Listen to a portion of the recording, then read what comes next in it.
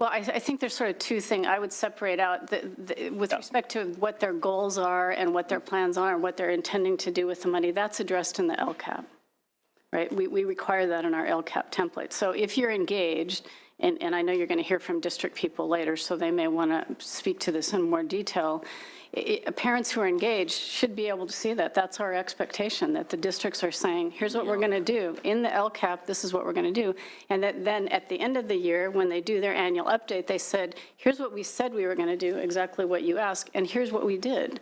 And here's where we did a good job, here's where we could see some improvement, and that's what we need moving forward. And as part of the LCAP template, they're supposed to say, here are the resources that we're dedicating to that. We could have a fascinating conversation about the school accounting system, but I don't know that the school accounting system, Mike and I have this conversation all the time, is the place where you want to send people, because it's built for CPAs. It's built for compliance. It's built for GAP and all kinds of other reasons. But we could try to tie it more closely. But all I'm saying is I hope to assure you that the template is intended to be the planning document that outlines the goals and identifies the money. In the annual update, then, Right. I think part of your answer to your question is you need to look at the annual update that they do, Okay. So where the money went. So I would suggest thinking about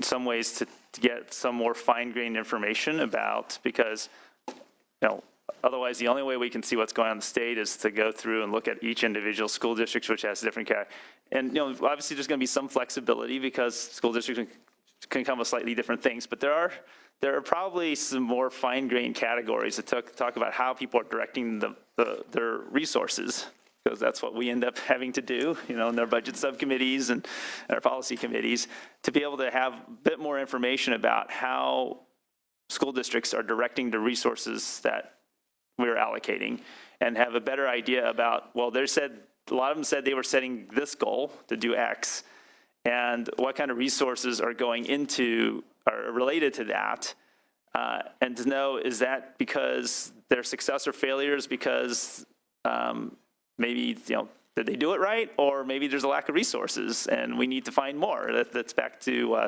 Senator Block's question. Do we know the $13 billion made a difference or not? And what kind of difference did it make?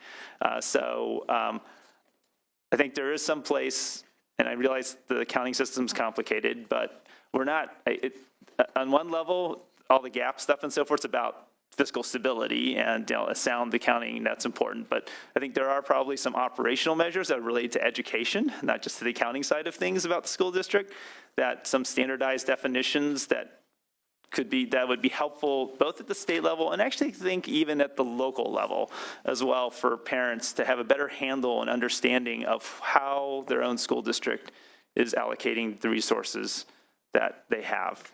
So I realize you have a complex job already, but we always say, even here when we do budgets, right? Budgets truly better indicate priorities. And so having a better understanding of that would be very helpful.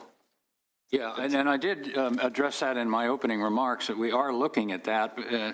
But one of the trade-offs here in this dialogue is that the LCAP is being criticized appropriately as too much of a compliance document, not enough on resource allocation, priorities, that sort of thing. So the more we add, the more it becomes longer, and harder. Then there's a trade-off that once it gets longer, the public can't understand it and isn't interested. So we're sort of, as a board, caught in the department in this thing of, we don't want to make it too much of a compliance document, but then, as you point out, there's things we need to know and how to balance that. So I just want to say there's trade-offs in this discussion. And I argue that, as you know, I'm not saying that we require them to spend, that's compliance, right? Or saying is that actually to be more informative for parents and for policymakers about what's going on, right? It's actually about getting more information so people can act on it. And actually, I know you did say that in your testimony. That's why I'm actually asking the question, because you mentioned it, and I think it's a very important point you brought up, and I want to reinforce that and hope that we can have some focus on that. Yeah, and Senator Hancock. we're not satisfied with where we are now. So we're as I indicated. Continuous improvement. Yes, we're in the continuum. Thank you. Senator Hancock. Thank you, Madam Chair. It's very interesting for me to sit here now listening to this simply because I did work for the Secretary of Education, Dick Riley, back in 1994 to 80, when the issue of standards and accountability first came up and was highly controversial. Many people thought we had no business interfering with local school districts and doing that. But one thing that Secretary Riley always used to say was evaluate on results, not minutia, or hold people accountable for that. And in listening to the description of what we're doing now, I did get this impression of a massive bureaucratic exercise in a way. How do we actually hold people accountable so that we can help them for results, which is educating our young people in a, I would say, a very holistic way to prepare them for careers in the modern economy and for higher education. What I would like to know after all this is, when the local control funding formula is implemented, what do districts find works mostly? Is it lower class size, more personal attention? Is it more counselors? Is it restorative justice and early intervention when you identify a young person in trouble? I noticed that in the LAO handout on page 3, they said that in the past, the improvement programs that we put in place under the API didn't seem to have much effect. How is the California Collaborative on Educational Excellence going to be better?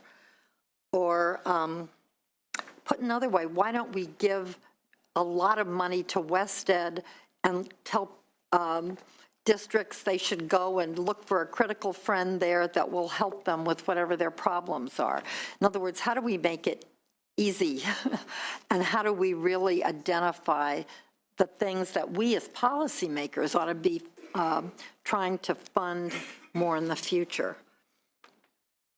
Well, I think inherent in your question is again, a system of somewhat of trade-offs. You've got, you started with, there's a lot of indicators here, and they're, could be very complex, but then you appropriately indicated that at the local level, they're focusing on instruction or restorative justice, so you would need a number of indicators. If you're doing restorative justice, I would hope you would look at suspensions and things of that sort, and that wouldn't show up maybe in our testing scores very quickly. So and the locals have, in the LCAPs, have a wide variety of things they're working on.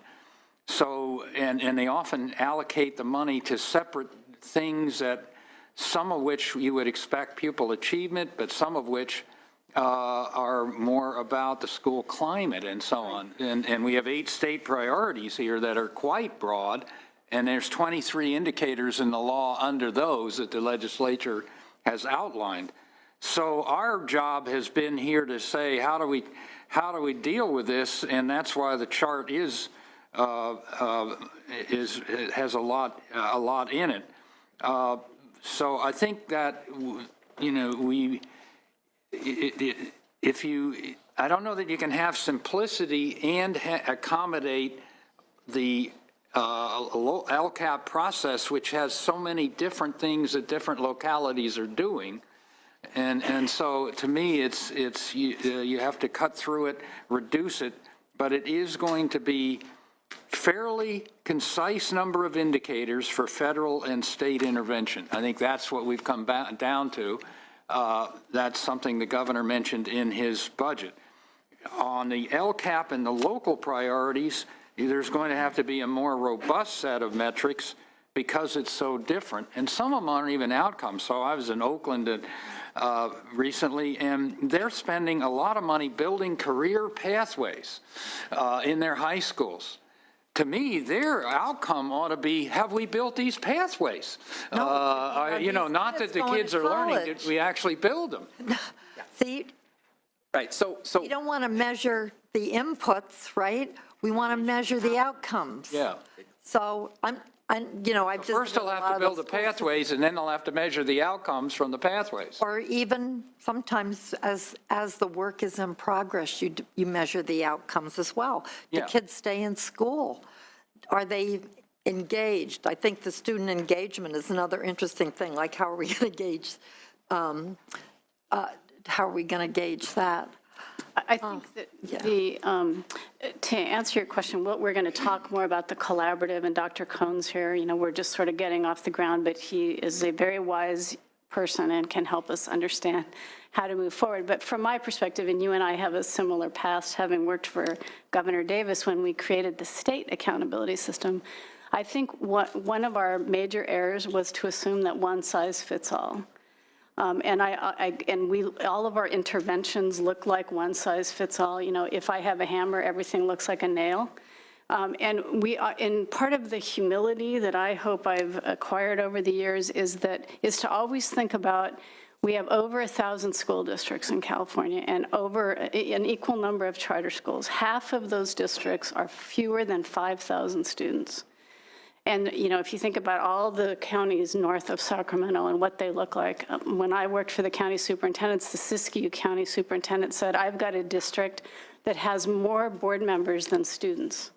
So that tells you the scope and size of the districts that we're dealing with. So just on the face of it, it's not practical to say, let's have a one size fits all. So I think as we go forward and to try to identify what works, it always has to be within the context. To Dr. Kirsch's point, if Oakland's trying to do one thing, then we want to be helpful in evaluating Oakland based on what they're doing. Not say, no, you actually should reduce your class size because they know better what works locally. So I think that's part of the change here of trying to be a lot more focused and diagnostic about what works within a context. While still having state goals, we get that and we want to do that, but I think it's much more individualized and contextual than we were going about it. I agree, but I think as the state oversight body, and I keep thinking, how do we pare down a bureaucracy then as the state oversight body? How do we stay lean and creative and focused on results, right? That we ought to be ourselves trying to evaluate and say, do we notice as we look at these LPAPs, what comes to us as, did those career pathways help? Did restorative justice help? Did a focus on teachers in some way help? To add to our knowledge so that it isn't always 1,000 flowers. So I hope we can find a way to do that and to simplify. And I just have to say that we did very carefully put into the budget, we thought last year, a program that would help with school climate, PBIS, restorative justice, that kind of thing. And I feel like it emerged from the department as something that I did not recognize. And I have to say that's the bureaucratic overlay. And how do we just try to reach the real human beings that are teaching our kids with some of the things that can help them without over complicating it. To my colleague here who wants more data. No, but I think it's going to be a challenge because of the size of what we're trying to do. Thank you. Any other questions or comments? Well, on one hand, you are continuously improving the process. We appreciate it. It's very complicated. You've heard some of the concerns that some of us have. I too, but I know we have 3 more panels to go through, but on the get-go, I just appreciate what you are doing and keep us informed, and we'll be back to hear your progress. Thank you. Okay, next we have California Office to Reform Education's School Quality Improvement System. We have Rick Miller, who's the Executive Director of CORE, and Noah Bookman, who's the Chief Accountability Officer for CORE, joining us at the table. And this panel will describe the CORE district's school quality improvement systems and explain their data reports. Just up your alley, Senator Pan.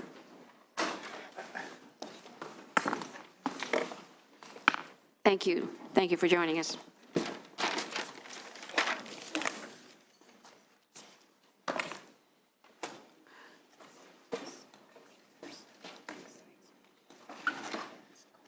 Good morning, Madam Chairman and members of the committee. Thank you for your time today. We appreciate it. Again, my name is Rick Miller. I'm the Executive Director of the CORE Districts, and I'm joined by Noah Bookman, my colleague, who's our Chief Accountability Officer.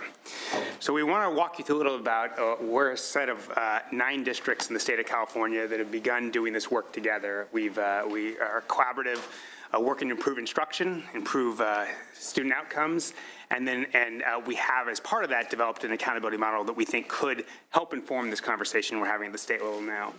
So it's important, though, to note the reason CORE came together was a belief that we are better working together. The districts too often, like classrooms, like teachers, like principals, are isolated, and there's no reason. So we tackle the same problems, but separately. So we really thought it was more important to come together and work collectively. And this is who we are, and it's 9 districts, mostly of large urban districts in the state of California, in size from Los Angeles to Sanger in the Central Valley. As part of that, we represent over 1 million students in our network. We did also, as part of the group, we've been together for almost 6 years, but as part of that, a few years ago, applied for a federal waiver from the No Child Left Behind Act when the state of California did not receive a waiver, and we did receive a waiver. We were the only set of districts that received a waiver from the state, from the federal government. As part of that, we created the School Quality Improvement Index, which we're going to talk to you a little about today. So, to begin, what we were trying to do with this is we started with, and actually when we designed our index, what we did was we talked to, the panels before talked about the different accountability models. So there's a federal accountability model, a state accountability model, and there's a desire to bring those together. I would actually argue there's been 3 accountability models in California. So there's federal AYP, state API, and then locals had their own dashboard, their own bits of information they cared a lot about and paid attention to, which I actually would argue was a stronger driver of achievement where you wanted to actually do change in the classroom as a result. But that created enormous confusion as well, because you would have a federal model would say one thing, a state model would say something, and then your local model may say something completely different. And I do think it's important in the context as we move forward to try to actually think about all 3 of those, not just solve the federal and state problem, but also solve that local disconnect as well. So what we try to do is really think differently about accountability. We brought together the items that people are paying attention to that they thought mattered, what made a great school, and then move it forward. So a narrow focus of academic indicators to a more holistic view of what's happening in a school, from accountability as a hammer, as Sue talked about, to being much more of a guide to how we're going to get better. And then the one big thing we did is right now in our accountability model in California, if you have a subgroup of less than 100 students or 100 students or more, it's actually not, if it's under 100, it's not counted in most schools in the state accountability model for the federal purposes. We dropped it to 20. The idea being we think we should look at more kids, be held accountable for more kids. And I think as you'll see throughout this entire presentation that the core superintendents and core districts stepped up to a larger level of accountability. I think it's critical to note that they did that by choice. The end side that I just talked about was not required by the federal government. It was a choice by the core districts. And basically what they said is if the measures are the measures we think are the right measures, we think matter, we actually want to be held to a higher level of accountability as a result. And that's sort of where we moved. So let me sort of move and just jump into this real quick. So this is our accountability model, the things that we look at, the things that we think matter. And I'll try to go through this relatively quickly. I have actually a lot of slides today. I'll jump through a lot of them because there's too many, but it's to give you a basic idea and then I'll leave them behind for you. So here's what we look at. We look at achievement on Smarter Balanced as we should and as does the state. We also look at growth, and I'll talk a little more about that later, about the importance of what a growth model should do for you and how it's a nuanced conversation around what growth should look like. But we think it's critically important to also pay attention to both static improvement and how much you grew. We also then look at graduation rates, but not just 4-year graduation rates, but 5- and 6-year cohort grad rates, because we believe that if a school continues to work with a student beyond the 4th and 5th year, they should get credit for that, and it should be something we actually want schools to be paying attention to.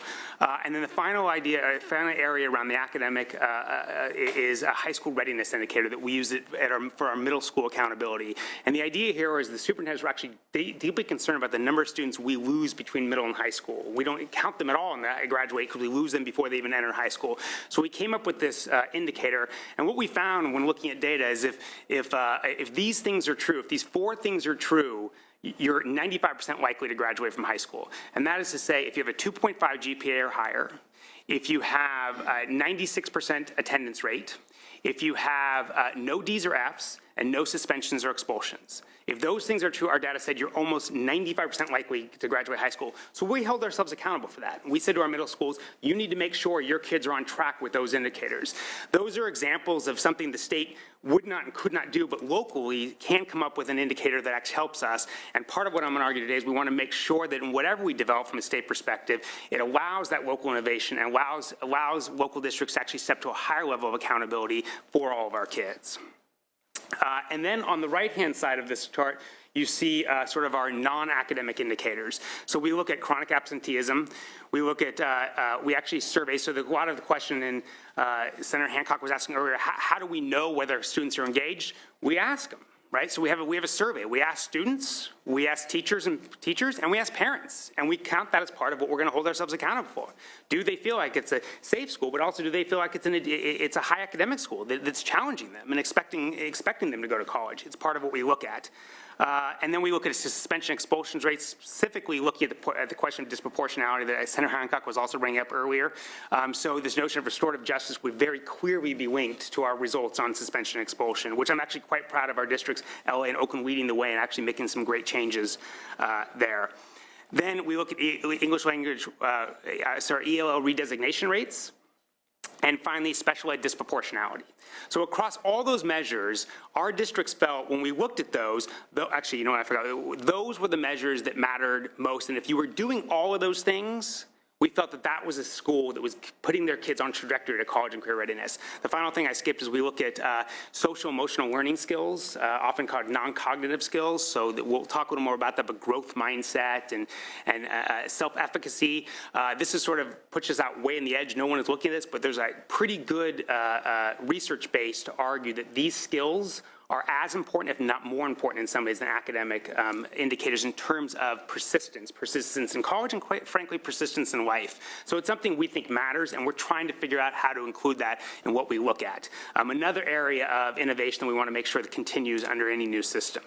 So finally, let me just sort of show you this, and it only as a way of sort of saying, what we've done then is we've taken all of these measures and give them percentages, and we roll it up, right? So we index them, and I'll talk about why we do and what there's advantage and disadvantage to that. But the main reason I want to have this slide in here is to sort of show you, if you look at our overall achievement level where we have 15% on students and 15% on subgroups, when we do this, we actually can hold these schools accountable for closing achievement gaps. So as you look at this, you cannot be successful under our measures unless you're closing gaps. And the only way you can do that is by putting these numbers together and having a way of holding you accountable within the system. So we do think that it's equally important is setting up a system that allows schools to bench themselves to others and bench themselves to make sure that they're doing the things that we matter most, getting kids college and career ready and closing gaps along the way. And I'm happy to talk more in length about those. So I'll do this real quickly, but just to say that there was conversation earlier for the previous panel about ESSA. We are completely aligned with what ESSA asked for. We have the indicators in every box. We also, I'll do this quickly, in terms of LCAP. We actually think this could be a dashboard for a local district's LCAP. It speaks to the same issues that you've included in the LCAPs. Finally, just a word or two about how we decide what measures to include in our metrics. So we have sort of this thing we talked about, measurable, actionable, and meaningful. And that is, when we look at a measure to include in our process, we first say, is it measurable? Can you, with reliability and validity, measure this and know you're getting correct results? The second thing we do is it actionable, which is to say, now that you know you can measure it, can a teacher do something with it? Can you actually do something in the classroom to help improve it? Because if you can't, we ought not be holding ourselves accountable for it.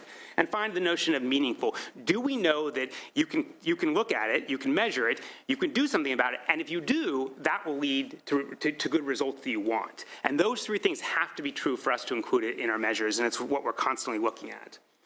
So let me just give you an example of what multiple measures looks like. So this is all of our middle schools and all of our network stacked what they would be under an API, right? So this is just the school at the very top is the best academic performer, the school at the very bottom is the lowest academic performer, and this is what we've been getting now for the last 10 years. It's interesting, but it doesn't give you as much information as you like. Then when you look at our multiple measure system next to it, you see it completely spans out. And you have a much more nuanced view of what's happening in these schools. And you look at this band across the middle, and you see these are academically performing schools that are exactly the same, that would have looked in the same place under the API, but you actually see vast difference when you look at non-academic factors. And so what we believe strongly is that as you see these schools that may not be doing as well academically, but are doing quite well in the other areas or moving, we believe those are leading indicators. We believe you're going to see the academic improvement show over time. Now, we don't know that. So part of what we're doing is testing that. If in 3-4 years from now we find that's not the case, we're going to have to rethink how we do this. But at a minimum, we think it's the right direction moving forward. And also, I think if you look at the bottom left quadrant, you also see an area where you're starting to pay attention to schools that are doing particularly poorly across all measures. And those are the schools in a limited intervention strategy. What I'll say is the state should and it needs to only identify 5%, which is the right incentive. There are a small number of schools that need intense interventions. And I will say, from a district perspective, it is very, very hard to do and requires a lot of effort and a lot of energy. So you cannot be deeply intervening in hundreds of schools. You have to be narrow, focused, and go to the schools that need it the most. And this system can allow you to do it. This is a look at our sort of academic outcomes versus our social emotional outcomes. And the main reason that I point this out is if you look at the far left quartile, so these are the schools that are doing poorly, the 164 in red there are schools that are doing poorly on all indicators. And from my perspective, those are the schools that you absolutely need to make sure you find. You have to have a system that looks across all indicators and finds the schools that are doing poorly across them all. But if you look at the 17 in blue, those are 17 schools that if we looked at just academic indicators would be among the worst of the worst. But in fact, they're one of the highest performing in our other indicators. So you have to think differently about what you're going to do. And I think Sue is exactly right about that we need to do, differentiate our intervention strategy as well. How you intervene in those 164 has to be very different than how you intervene in the other 17. And so the more multiple measure system we have, the more nuanced we can be in how we think about this, the better result we're going to have to differentiate our intervention strategies. Okay, and it also then with that differentiation, and I should say all these circles are schools and the colors are different districts. So you could probably guess which district is LA, which color is LA. But if you look also at the top right quadrant, not only do you find the schools that have having the hardest thing, you also find the schools that are doing particularly well across all measures. And here's the critical part from our perspective at CORE. These data sets, this thing what we're showing you today is a means to an end for us. This is not our goal. This is just helps us get there. What we do then after this is we put schools together. Our entire strategy is about collaboration. So we find schools that are doing well, we find schools that are struggling, and then we put them together and we talk about how we can improve as a group. Our chief academic officers from all our districts regularly come together around this data, find shared problems of practice, find where we're all struggling, and then join in joint efforts to get better. One thing we're doing a lot of work now is about principal development, the notion of leadership at the site level, how you truly lead in the area of Common Core and LCAP and LCFF, and that's our next big effort, and we're using this data to drive our decision-making around that. So I do think that also ultimately that's our true intervention strategy is capacity building. And what I mean by that is we feel very strongly that the answer, one of the problems with NCLB was this notion of if you're struggling, we're going to send someone in to fix you. That does not work. What we know about intervention is the only way we're going to improve is if we work together. We work with our system. We have to get our system better. We have to get the people in our system, the teachers, the principals, the superintendents better in our system. And the only way to do that is to work together and build capacity, not to have someone come from the outside try to come fix it. It's a slow process, but it's a meaningful process that we have lots of reasons to believe will be successful in the end. The other thing we're doing as part of this is that we're working with PACE to study our outcomes. So again, to your question earlier, so we have researchers embedded with us along the way to help us both document what's working, what strategies from a state perspective work, but also help us day to day figure out how we can improve ourselves. So we're trying to rethink what research does, both in sort of documenting, but also helping us improve along the way. So then This is actually a copy of a report card that is now out. So if you go to coredistricts.org, you will see every school, over 1,000 schools in our network, has been given a report card based on these multiple measures. And you could see the results. So this is, I think, something that helps principals, helps teachers, and helps community members understand what's going on in the school, and is today available to give you this multiple measure indicators. And one thing that I think is most important, so you see you'll have your ELA scores, you'll have your math scores, your cohort grad rates, absenteeism and the like, all the way down. So you look at the, eventually you will have growth on this after we get 2 years of data, but if you look at the index level where you see the cover level, I think this is a really important distinction of our model, which is what we've said is, so if you're a principal and you look at this and you say, okay, I have 43% proficiencies in ELA. It's interesting. I'm not really sure what that means, but it's interesting. It's good to know. But if you go to the right then and you see 5 out of 10, what this tells you is out of all of our schools, you're right in the middle in terms of your proficiency levels. And that we found our principals and teachers have said to us was one of the most valuable parts of this exercise. Because that idea to bench yourself across the state and look at schools like you and see how you're doing really helps you decide what areas you're going to focus on. What we definitely know about in terms of school improvement intervention is if you try to do everything at once, you will not be successful. You really have to hone down and focus on single issue or a few issues. This notion really helps you do that. Now, the only way you can do that is indexing. And this is a really sort of controversial, interesting conversation. Ultimately, it indexes up to a single number, although we find that that's not critical to us. But this notion of indexing at the metric level, a way to be able to compare how you're doing at each individual, on chronic absenteeism, on suspension expulsions, on ELA achievement, to other schools is a critically important part of what we do, and I would argue should be part of what the state looks at going forward. We also, on the next page, will look at subgroups. And so you can see by subgroup how you're doing. And if I look at this, and this looks at, you look at all the reds in special education, this is compared to special education students throughout the state. So if I'm a principal, it's pretty clear to me looking at this where I want to focus. Across the board, my special ed kids could be doing better, and I can find schools in my network where they are doing better. And so that helps me narrow my focus areas. We're running late. I'm going to go quick, which is we're also looking at this notion of non-cognitive skills. We've done a survey of over 500,000 kids, or just under 500,000 kids, looking at these issues, and we look at this notion of growth mindset, as I said. So this notion of, do I believe I can learn? And so Carol Dweck has done a lot of, Stanford's done a lot of work in this area. And so the notion here is a belief set in my ability to learn. If I'm assigned a homework assignment and I do not believe doing that homework is going to make me better, I'm not going to do the homework, right? And so it's not that I was recalcitrant. It's not that I didn't want to learn. It's a belief set. And we do know that it's malleable and it's actionable.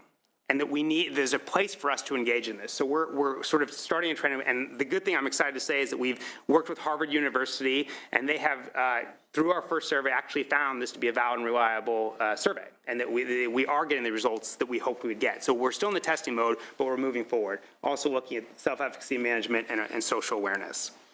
Let me go through this real quickly, but the notion of we're seeing differences across all of our measures.